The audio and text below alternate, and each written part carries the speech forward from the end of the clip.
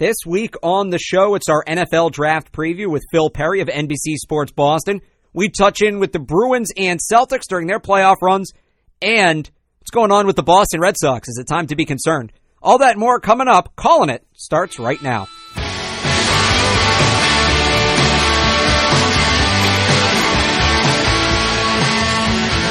Welcome to the show. This is Calling It, powered by CLNS. Alex Barth and Alex Lebowitz with you. The April 23rd edition. I love the 23rd of any given month, Lebowitz, because I don't know if this is just me or just Verizon or everybody who owns a smartphone, but my data reset. Data? It's either. Reset, whatever it is. Resets on the 23rd, so I can use the internet on my phone again. Very happy about that. I don't know how you don't have unlimited data. I don't either. I had it, and then I lost it. But speaking of losing it, the Patriots are losing control of just about everything. Rob Gronkowski's doing motocross. Brady's agent said on Monday that he's going to play, so at least there's that. But a lot of questions swirling before the draft. With everything that's going on with the Patriots, we thought we should talk to somebody who may know a thing or two more than we do. We are joined on the phone by Phil Perry of NBC Sports Boston. Phil, how are you today? I'm doing great, guys. What's going on? Oh, we're just trying to, sort through all the nonsense of the social media.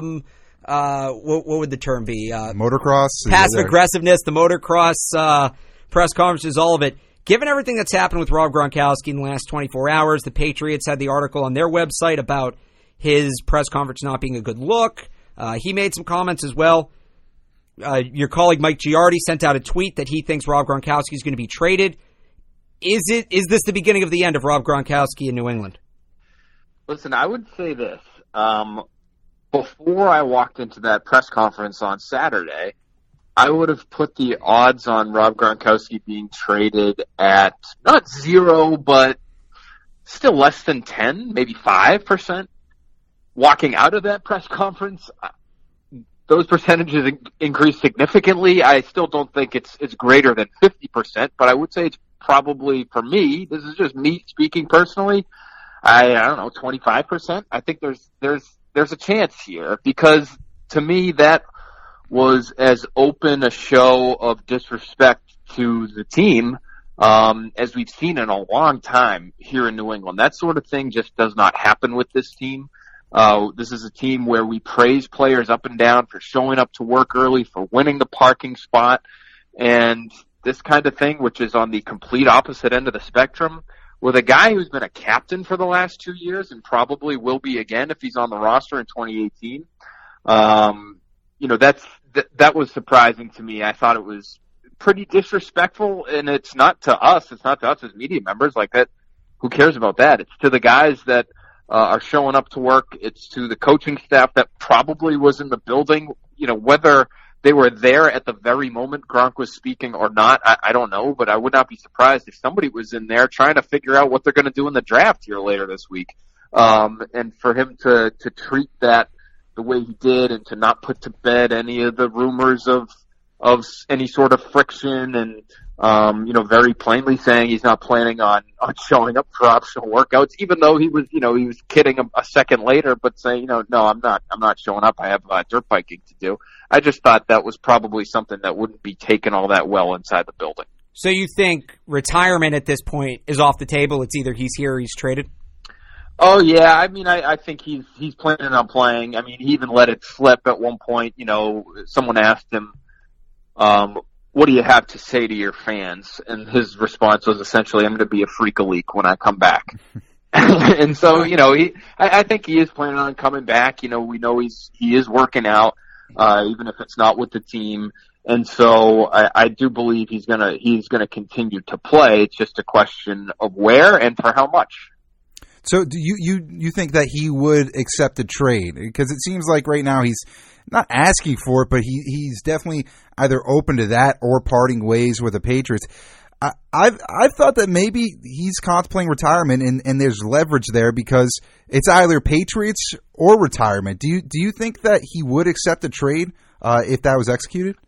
I mean, it's really not up to him. I think the question that would be asked would ownership be okay with a trade? Would Would Josh McDaniels be okay with it? Like, I don't know how involved he is when it comes to personnel at this point. But if Bill Belichick and Nick Caserio sit down in a room and decide that they want to trade Rob Gronkowski, he's such a significant name. He's such an important piece to the franchise that, to me, is something that would at least be passed by the owner's office. And I don't know how the owner would react in that scenario. It seems like, the owner would like for the quarterback to be happy and the quarterback to be here for as long as possible. And Gronkowski is Brady's guy. And so there are some interesting dynamics at play here. Does Gronkowski feel a certain level of, bulletproofness, that comes along with being Brady's guy, because Brady is Robert's guy, and, nothing's going to happen to Brady, we don't think, in terms of being moved or anything. So, does Gronkowski know, okay, hey, they eventually have to do something with me here, and I'm just going to kind of rub it in their faces that, I'm going to be on my own program and they're still going to have to give me a raise?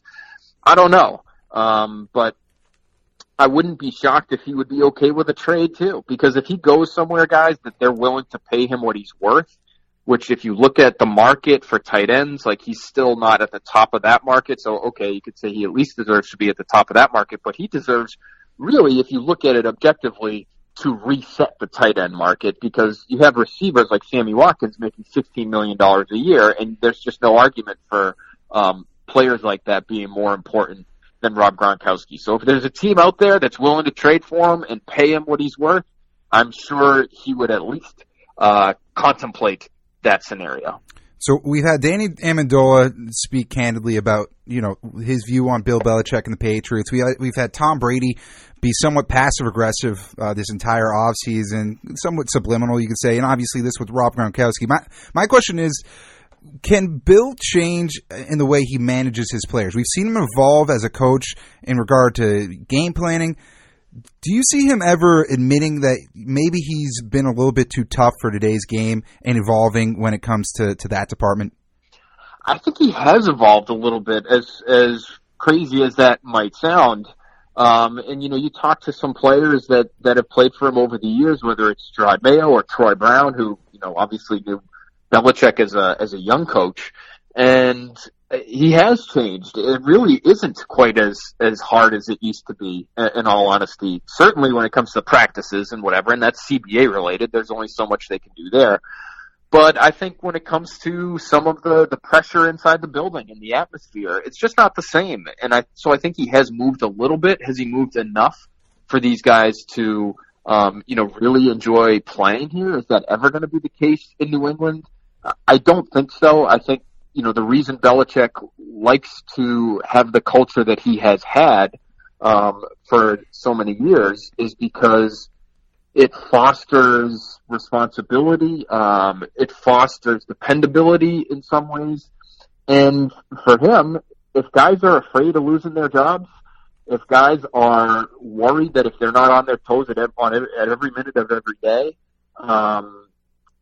that's going to encourage them to be at their best at all times, including on game day. And so I think that's all it is. I don't think, Belichick's a bad person or a mean-spirited guy. I think he does it with a purpose. I think he runs his ship the way he wants it to be run because it's effective and it's gotten results for him. Let's go. Belichick's going to need to replace some of these guys that are leaving, whether it's Gronk or not, or Amendola, like you mentioned, and they're going to have to hit on a couple players in the draft this year. Let's start at the quarterback position. It seems like at some point since the Super Bowl, the Patriots have been head over heels for every quarterback. At one point it was Rosen, and it's Lamar Jackson today, and Baker Mayfield was in there at one point. Are they going to spend a high draft pick on a quarterback? And between all the noise, who do you think their guy is? I don't think so. I just don't see it. I don't see it necessarily being a possibility. I think there are teams that are more desperate for quarterback help that could offer up better packages that will simply outbid the Patriots when it comes to trying to move way up in the draft and pick up a quarterback. So there's also the fact that it should still be a Super Bowl contending team, and they want to try to do both. They want to try to address the needs that they have on the roster right now and still prepare for the future. If there was a guy that they loved, I think they should trade up. Like, I think they would still get by. They could they could, in reality, compete with the roster they have right now and probably be one of the best teams in the AFC. Once Tom Brady is removed from that equation, that's no longer the case. So if there's a quarterback they really, really love and you have to get into the top 10 to get him, I would do it. For me, that guy would be Josh Rosen. I'm okay with a guy who thinks he's really smart. I'm okay with a guy who may occasionally rub his teammates the wrong way. If he can do everything that I think Josh Rosen can do and will be able to do at the next level, it'll be worth whatever, mini headaches he might pose in that regard. And, from people I've talked to around the league, those things, a lot of the things we've heard about Josh Rosen this offseason are true. They are legitimate. He is a personality that will need to be managed. But again, in my opinion, that's worth it, if he provides the kind of value that I think he will, in the NFL. So I understand Baker Mayfield is probably the most accurate quarterback in the draft. The height, honestly, guys, I know it's a draft cliche, but it would worry me a little bit if I'm the Patriots, and I think it would make them second guess it, even if they had an opportunity of drafting him, which I don't think they will. But it's just it's hard for guys that are 6 feet to sit in the pocket, go from one read to the next, and make a throw. It's when you watch his game, I think you see that sometimes too. Not necessarily that he's bad from the pocket, he's not. But a lot of his game involves rollouts, bootlegs, scramble drill type plays. And so when we talk about him, the comparison that's a better one for me than Drew Brees, which a lot of people will compare Baker Mayfield to, is Russell Wilson, because his game relies on a lot of those movement type of plays. And so, can that succeed when you're the guy and you're the franchise guy? Russell Wilson is a good quarterback. He won a Super Bowl. He had a great defense around him. He had some great offensive teammates helping him in that regard. Now he's the guy. He's getting paid like the guy, and that team's a mess. So, I'm not saying that that's necessarily going to be Baker Mayfield's future, but I would have a hard time moving up to the number 3 pick, trading future first, et cetera, to pick Baker Mayfield. If the Patriots do pick a quarterback, or when it comes to the decision of picking a quarterback or not and who the guy is, it seems pretty clear after this offseason, Belichick's time is short. Josh McDaniels is going to be the next guy. And you'd assume the next quarterback will end up dealing more with McDaniels as a head coach than as Belichick. Who do you think really should and who will have the ultimate say if and when and what quarterback they take when they pull that trigger? Yeah, I still think it's Belichick. I still think it's going to be his call. McDaniels, I'm sure, will be consulted. He's been working on these guys, as has the entire scouting department, Nick Caserio, Monty Ossenfort. But to me, it's still Belichick's show. He's still in charge, and until he hands over the keys, he has the keys. And so it'll be Belichick's call. And from everything that you hear, I was on Sports Sunday last night with Albert Freer, who's obviously pretty plugged in. His understanding of the McDaniels hire was a Kraft hire. That wasn't, Belichick saying, hey, we really desperately need you for the future of this franchise, et cetera, and I want to basically hold your hand as you make all the important decisions here before you become head coach. That was Kraft covering his bases, which is important, and I think it was probably a smart move. But I think it would be a stretch to say that he would be the guy who's choosing who the next quarterback of this team is, unless he's the head coach when that decision gets made. And we're talking to Phil Perry of NBC Sports Boston. Phil, how likely is it that the 2 first-round picks the Patriots have right now, they use both of them in this upcoming draft on Thursday? I think it is. I think it is relatively likely. Again, I just it's hard for me to envision a scenario where you trade up. So now we're talking about trading down. I could certainly see them trading down and out of 31. That's a scenario that I actually like. If they trade out of 31, they could make a deal with a team that's in the 30s somewhere that also happens to have a 4th-round pick. And if you go by the old Jimmy Johnson trade value chart, that trade should match up. I did a mock draft where I had the Patriots trading with the Browns. They traded 31 to Cleveland for 35 and a 4th-round pick. They don't have a 4th-round pick right now. There might have been a future 5th or something thrown in there too to make it work, but the Patriots don't have a 4th or a 5th round pick right now. I think they would love to have one in the 4th round. I think they can tell the 5th round to kick rocks. They hate making picks in the 5th round unless it's Joe Cardona or Matthew Slater or Zoltan Mesko. They hate the 5th round. Go back through the Belichick's draft history. And it's smart because if you look at it, the hit rate for 5th, 6th, 7th round, even undrafted guys, it's all about the same. It's all a total crapshoot. The 4th round is really where you stop seeing significant numbers of NFL players. And so that 5th round, if somebody else wants to value that round and they think they're going to get a player there, Godspeed. Good luck to them. I think the Patriots will trade all their 5th round picks if they could. But I think they would like to get a 4th. So if they could trade down and out at 31, I think they might do that. Well, we still got a couple days for it all to play out, and then the draft, of course, is Thursday night. And you can follow Phil for more Draft and Patriots updates on Twitter at Phil A. Perry. Phil, thanks so much for coming on the show. All right, boys. Thanks for having me. Appreciate it. Callin' It is brought to you by American Broadcast Coaches, training the next generation of media talent and communicators. For more information, check out AmericanBroadcastCoaches.com.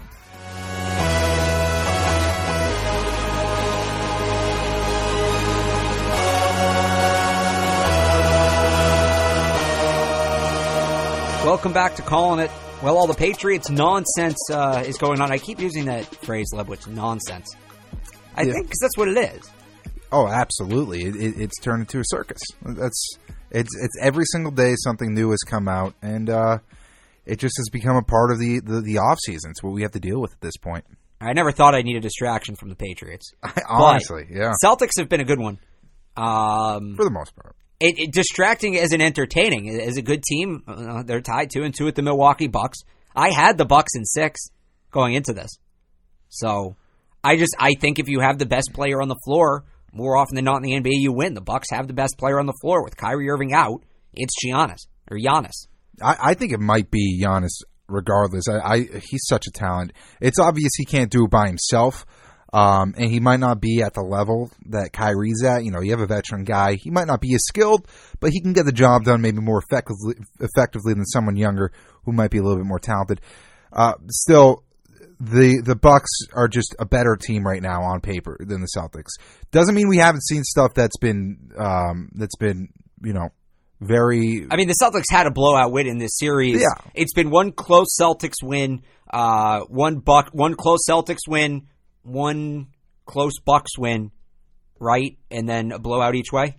Yeah, that's exactly it. But they've done things. Before the playoffs started, I tweeted out, call this a spin zone, but I tweeted out, Kyrie being out is not the worst thing to happen to the Celtics, and I think I made this point in the podcast as well. Yeah, he's not there. You mean long term? I mean long term. Okay, yeah. Because the reality is they weren't going to fight for the NBA Finals this year. It was going to be Houston or Golden State or maybe Cleveland. Well, now it's going to be Philly and New Orleans. So. Potentially, who knows? But this gives guys like Jaylen Brown and Jason Tatum to step up and be the guys on that team. And that's what they've done. Jaylen Brown has really shown me something these past couple games. And he's a guy who's kind of taken a backseat to Tatum, I think, in a lot of people's eyes. He's proven that he has the potential to be a star in the NBA, I think. Yeah, but if they lose to Milwaukee, I feel like they have to get out of the series. It's demoralizing to be the second seed and lose in the first round, especially after you had a 2-0 lead. Well, you can't go down 20 points in the first half. It's consistency with It's them. not even that, because this team's done that all year and they've come back. What they haven't done that they're doing in this series, you go back to Sunday's game, remember at the end of the first quarter with Matthew Dellavedova, and first of all, Chris Middleton, an absolutely outstanding Euro step to get through 2 defenders, lays it up with like 5 seconds to go. Mm-hmm. No, it was less than that. It was like 2 seconds, second and a half. And Celtics get lazy with the inbound. Dellavedova steals it. Yeah, Marcus Morris. Lays it right off. Marcus Morris lays it in at the buzzer. 2 points, 2 unnecessary points. And when you know what, the Bucks win by 2. Those were the kind of plays they didn't make all year that they're making now. Honestly, the being down 20 doesn't concern me, because the Celtics were not a first quarter team at all this year. They were a second-half team, and I'm okay with that. I'd rather be a second-half team than a first-half team. But they didn't make those stupid mistakes that everybody else did, right? Go back to the win against Houston. The Celtics were the team forcing those turnovers off the inbounds, playing every play to the whistle, and not the teams just lazily throwing the ball away. That's not who the Celtics were. Yeah, I mean, they made mistakes, and that's going to happen. I think when you get rid of a few guys who are cornerstones of that team, and I'm not even talking about Gordon Hayward, I'm not talking about Kyrie Irving, a guy like Marcus Smart, they're really missing his impact right now. So when you have to rely on Marcus Morris more than you probably should, and the reality is he hasn't shown up in this series like he has before that. You mentioned Morris. I just want to jump in real quick. That play that they drew up at the end of Sunday's game for Morris when he had been awful, when Brown and Tatum had been on, as good as Brad Stevens is a couple times this year, he's good at drawing up plays during the game, but when it gets to those final 2-3 seconds and he needs one play, he gets a little too cute, and he's got to learn how to fix that down the road. Yeah, I just wanted to jump in with that point. No, and I agree. That was not a great play call, and it wasn't executed well either. And maybe they were trying to go for something else, and it was just poorly run. But still, yeah, not a great play call. But when you have to rely on a guy like Marcus Morris more than you should, and he's someone who did play well towards the end of the season. He had some unbelievable games. No, he's been great, but he didn't have it Sunday. Yeah. So I don't get going to him at the end. And I get that too. But not beyond him, Shane Larkin being in the game. God, is he awful. He's just not good. But Rozier was ice cold. Rozier was, 0 for 5 at one point? Rozier was bad. Look at the plus-minus. So Larkin had a worse game, and he's someone who's a defensive liability, more so than Rozier. The fact is that Rozier you can count on more so than Larkin, and when you have Smart there, you don't have to rely on a guy like Shane Larkin. Oh, Marcus Smart is making so much money off of this series. It's not even funny. He's very valuable, and it's shown how productive a guy who's simply kind of a hustle guy can be in the NBA, and that's what he is. You need that, for lack of a better term, you need that a-hole. Absolutely. Right? You need a guy like Brad Marchand who's going to lick people. Yeah. I don't think we ever talked about that. That was awesome. Oh, my God. If someone had done that to, Patrice Bergeron or Brad Marchand, oh my God, I'd be like, what's the point? But, We'll get to that one second. One more point on the Celtics, because I had this conversation with somebody last night. I want your opinion on it. The term coming out party gets thrown out around a lot for young players. We know Giannis is a top 5 player in the league going into Sunday night's game, but he really took that game over in the fourth quarter. It's his first playoff series. Was Sunday night Giannis's coming out party? No, I don't think so. I think he's got to beat a better team than the Celtics in the playoffs to really have that coming out party. I think he already came out. I think he's a guy who's already established himself in the league as someone who hasn't done it in the playoffs though. Not yet. Not to his own fault. He hasn't been in the playoffs. But yeah, he also has minimal supporting cast and a mediocre coach, if you ask me. But he's already established himself as I wouldn't say necessarily top 5, but definitely a top 10 talent in the NBA, and someone who I think will eventually be a top 3 player in the NBA at his peak, maybe the best. Who knows? He's obviously talented. He can't do it by himself. There, he's only 23, but you gotta love the kid. He's so much fun. 23, he's got a great head on his shoulders, and he's a competitor. That dunk on Al Horford. Oh, poor Al. He's such an athlete. Real quick, I do want to touch on the Bruins, but we do want to make it quick because we are recording this Monday afternoon, so it might not be as relevant. Right, we don't know how relevant it's going to be after tonight. As it stands right now, the Bruins with a 3-2 lead, coming back to the Garden Monday night for Game 6. How you feeling about your Boston Bruins there, Alex Lebowitz? Overall, what you've seen from them this series? I mean, Tuukka needs to come out and play better than he did in game 5. He wasn't on his game. What was it? 4 goals and 13 shots faced. Would you go as far as saying they should start Khudobin tonight? No. Stick with Rask. Okay. I think he will respond. As long as you're being realistic. And the reality is, he wasn't the only problem. They started out really slow. So this is beyond a Tuukka problem. And not just that. Third period, they were missing empty net after empty net. Yeah, they had plenty of opportunities. Yeah. They just couldn't capitalize. And that's going to happen. I mean, listen, it's one guy who was playing very well in net and Anderson, and one guy who just wasn't in Rask, and they had to pull him. You got to go with Rask, though. He's your guy. And if you do pull him and Khudobin does squeak out a win, you make it to the next round, you can't just ditch Rask, and that's going to be demoralizing. And Rask's been good against Tampa this year. So if you make it to Tampa, I think Rask will have a better series. I think they bounce back in Game 6, if not certainly in... Oh, did I say Game 6 was at the Garden before? I think I did. My apologies. It's in Toronto. Yeah, 1-on-1. I think they if not, they make it back to Game 7. Most hockey series go 7 games. I feel like Game 7's a lot more common in hockey than any other sport. I think they'll be okay getting through the series. It is a little hiccup. You would like to see them play better, but now they kind of know where their faults lie. Mm-hmm. So I think in a way that may have been a good experience for them to get knocked around a little bit because they came out so strong. Toronto's not a good enough team to win that game and then capitalize on the momentum. When the Bruins came back at the end of Game 5, Toronto looked scared. The body language at the end of that game, you would have thought that the Bruins won and Toronto lost. So the Bruins, I think, still have the momentum with that late charge. I think they should take care of business tonight, if not in Game 7, and that Tampa series, if we get there. And here's one thing that bugs me. I want to end on this point. Bruce Cassidy, I think it was Sunday. I don't know if it was Sunday or if it was Monday morning that he had a press conference, and he said, when the Bruins play the Bolts. Do you like that confidence? Does that concern you? I don't think that stuff really matters. I think if a coach does it or doesn't, it's all a matter of that coach's personality. I think it's not super relevant to the actual game. It's honest. I mean, it's a guy being honest. I like honesty from coaches. I like honesty from players. So I guess it's refreshing in that sense. I wouldn't personally say that though. I'm more of an introvert. I'm not as outward as a guy like Bruce Cassidy. But listen, he's a guy who's done a great job so far, and whatever works for you. It's obviously whatever he's saying is resonating with his team, and that's really what matters. Yeah. So we'll see. It's a first big on the stage moment for Bruce Cassidy. We'll see how it goes tonight. One team left in the regular season, and is it too soon to say they peaked too soon? We'll answer that question on the other side. You're listening to Callin' It, powered by CLNS. Callin' It is brought to you by American Broadcast Coaches, training the next generation of media talent and communicators. For more information, check out AmericanBroadcastCoaches.com.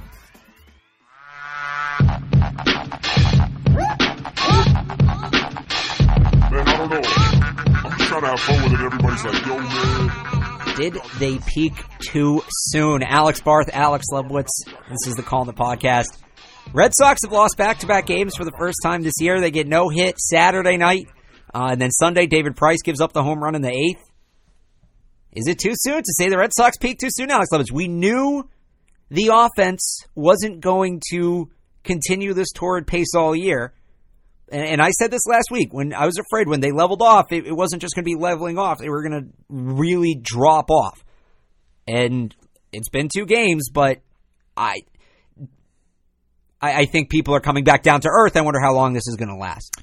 I don't think they peaked too soon necessarily. This is where I'm concerned. And there is part of me that is concerned from these 2 losses. And it's the silent bats, and part of me thinks that it's because of the West Coast road trip. I think they're a little fatigued. I think when you go on a run like that, it could tire you out a little bit. That's not good at this point in the season. I think they're kind of deflated from the run they've been on. Hopefully they get past it, and I think they will. I think they're a good team that just went up against an Oakland A's team that was ready to face them, and they had good pitching. You got to give that pitcher Sean Manaea. Manaea. Manaea. It is Manaea. Yeah. You got to give him credit. He pitched a hell of a game. Cape League alum. Oh, is he really? Throw that in. Yep. Oh, wow. Hyannis Harbor Hawks. And so you got to give him credit for that.